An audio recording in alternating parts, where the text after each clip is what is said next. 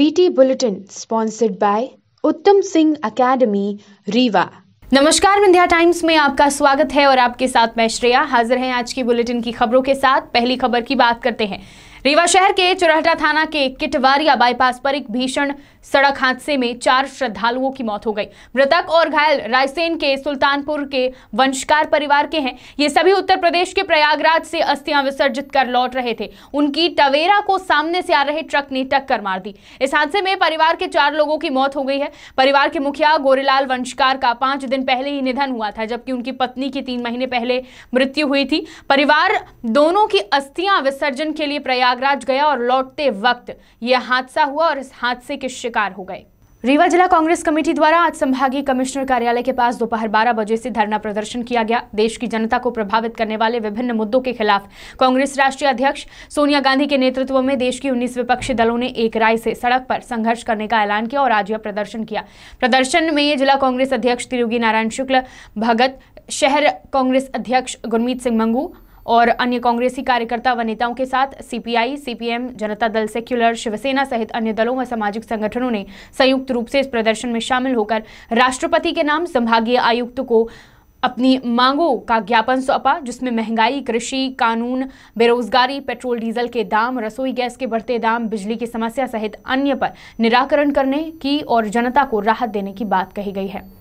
सरकार और प्रशासन द्वारा निरंतर विद्यार्थियों के उज्जवल भविष्य की बात की जाती रही है। साथ ही सरकार यह दावे भी कर रही है कि बच्चों को आधुनिक शिक्षा दी जा रही है, किंतु आधुनिक शिक्षा के इस दौर में बच्चे शैक्षिक रूप से कितने विकसित हुए हैं, इसका एक नज़ारा सीधी अंतर्गत पड़ैनिया उच्चतर माध्यमिक विद्यालय में देखा जा सकता है। आपको बता दें कि जब कक्षा 6वीं के छात्रों से 2 का पहाड़ा पूछा गया तो 90% बच्चे 2 का पहाड़ा नहीं सुना पाए। साथ ही जब कक्षा 6वीं के छात्रों से प्रधानमंत्री और मुख्यमंत्री का नाम पूछा गया तो 8वीं कक्षा बच्चे ने प्रधानमंत्री का नाम भोले बताया और मुख्यमंत्री का नाम मोदी।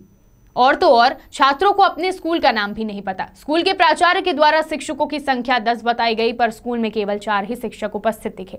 अब 8वीं और 6वीं कक्षा के छात्रों के उत्तरों को सुनकर आप उनकी योग्यता का आकलन कर सकते हैं। प्रश्न यह उठता है कि गरीब तबके से आने वाले माँ बाप इस उम्मीद में बच्चों को सरकारी स्कूल में पढ़ा रहे हैं कि उन्हें सुविधाएं मिल सकेंगी और तमाम चीजें हैं, उनका भविष्य सुनहरा होगा और वह पढ़ लिख कर आगे बढ़ेंगे। लेकिन जो परिस्थितियां हैं, जो स्थिति हमने इस स्कूल में देखी, उससे सवाल उठता है कि क्या ये बच्चे आगे बढ़ पाएंगे, क्या इनका भविष्य सुनहरा हो पाएगा और इन परिस्थितियों के लिए जिम्मेदार कौन है, जवाबदार कौन है, ये बड़ा सवाल है। सीधी से अभिलाष मिश्रा की रिपोर्ट।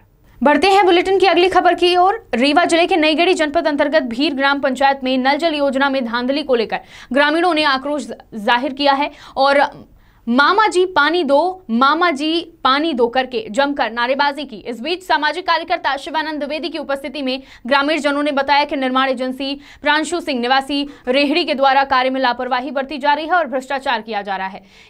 यंत्र तंत्र पाइपलाइन खोद कर खुली छोड़ दी गई है और यहाँ पर नल की टोटी लगाई जाती है, वहाँ गड्ढे छोड़ दिए जाते हैं, जिसकी वजह से वाहन गड्ढों में गिर जाते हैं और एक्सीडेंट होता है। साथ ही ग्रामीण जनों को भी समस्या हो रही है।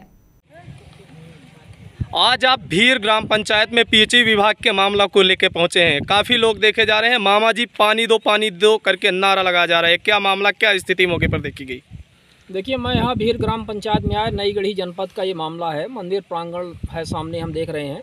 लोगों ने बताया कि यहाँ PHE विभाग के द्वारा जो रेट्रो फिटिंग के नाम पर नल जल योजना संचालित करने का इनका प्रावधान चल रहा है, उसमें कोई ठेकेदार यहाँ पर काम कर रहा है, कोई रेहड़ी के हैं यहाँ पर काम कर रहे हैं। तो ठेकेदार की समस्या लोगों ने बताई है, गड्ढे खोद दिए गए हैं लेकिन उसको भरे नहीं जा रहे हैं।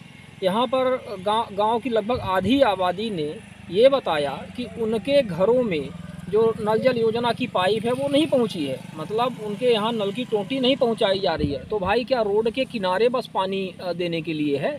और हमने ये देखा है कि ना केवल भीर ग्राम पंचायत में, बल्कि यहाँ भी हम कल अकौरी ग्राम पंचायत में थे और आप कहीं भी चले जाइए पूरे ज़िले में, जहाँ भी ये पुरानी नल जल योजनाओं को रेट्रो फिटिंग के नाम पर अभी ये चल रहा है इनका। एक्चुअली ये बहुत सारी ग्राम पंचायतों में नल जल योजनाओं का इनका काम है, जल जीवन मिशन के अंतर्गत।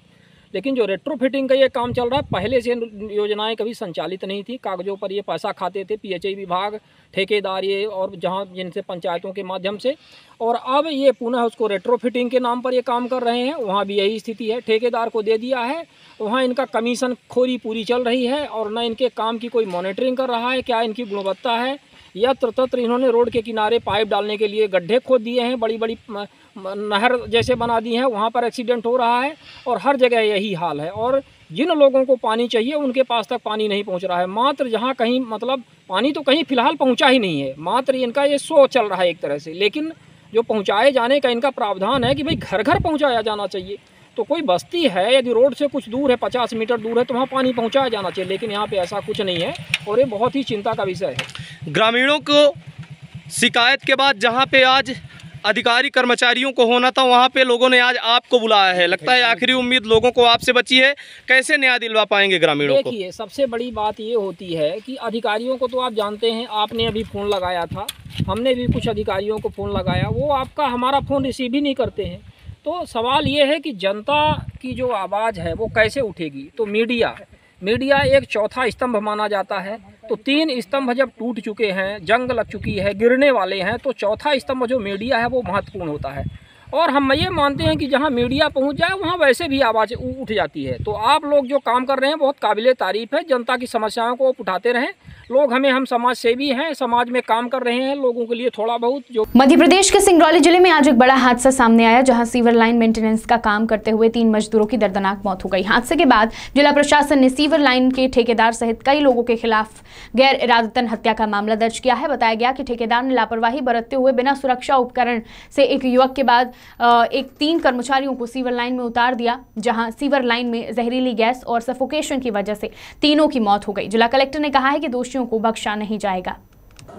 ये जो एक बहुत ही दुखद हादसा है, इसमें जो 3 जो कॉन्ट्रैक्टर के वर्कर थे जो सीवर लाइन के अंतर्गत कार्य कर रहे थे, और उनकी जो वहाँ असुरक्षित तरीके से वो कार्य करते हुए उनको जब सीवर लाइन में अंदर गए तो वहाँ पर उनकी दुखद मृत्यु हुई है। इसमें जो प्रथम दृष्टया जो है यहाँ का जो कॉन्ट्रैक्टर है उसकी लापरवाही प्रदर्शित होती है कि वो असुरक्षित तरीके से जो सीवर का जो कार्य है वो उसके द्वारा किया जा रहा था। इसमें जो आईपीसी की जो सुसंगत धाराओं में उसमें उसके खिलाफ जो है FIR दर्ज करने की कार्रवाई की जाए। इसमें जो पीड़ित परिवार है उसको जो शासन की सहायता होती है, शासन का जो कंपनसेशन वो दे रहे हैं। उसके अलावा जो इनकी एक बीमा राशि होती है, जो सामूहिक बीमा होता है उसकी राशि होती है। उसके अलावा जो ये परिजन हैं, परिजनों से जो बात कर रहे हैं उसमें जो भी परिजनों की संतुष्टि के आधार पर इसमें आगे कंपनसेशन की कार्रवाई। इसमें लाइफ जो सपोर्टिंग सिस्टम था सर, कि जो मदद पहुंचनी थी वो सर काफ़ी लेट पहुंची, ऐसा बता रहे हैं आरोप कि काफ़ी लेट, 1 घंटे लग गए सर पहुंचने में। इसमें जो जैसी तत्काल सूचना मिली, इसमें उसके उपरांत जो एसेंशियल जो सप्लाई होती है वो हमारे द्वारा उनकी वहाँ उपलब्ध कराया गया।